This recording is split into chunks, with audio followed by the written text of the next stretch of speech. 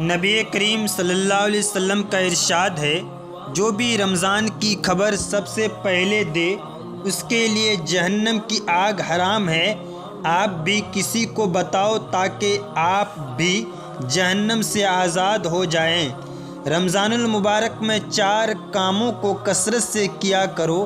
حضرت سلمان فارسی رضی اللہ تعالیٰ عنہ فرماتے ہیں کہ رسول کریم صلی اللہ علیہ وسلم نے رمضان المبارک میں 4 کام کرنے کی بطور خاص ترغیب دی ہے کہ اس مہینے میں 4 چیزوں کو کثرت سے کیا کرو، جن میں سے 2 چیزیں اللہ کی رضا کے لیے ہیں اور 2 چیزیں ایسی ہیں جن سے تمہیں چارہ کار نہیں۔ پہلی 2 چیزیں جن سے تم اپنے رب کو راضی کرو، کلمہ طیبہ اور استغفار کی کثرت ہے، اور دوسری 2 چیزیں یہ ہیں کہ جنت کی طلب کرو اور جہنم کی آگ سے پناہ مانگو۔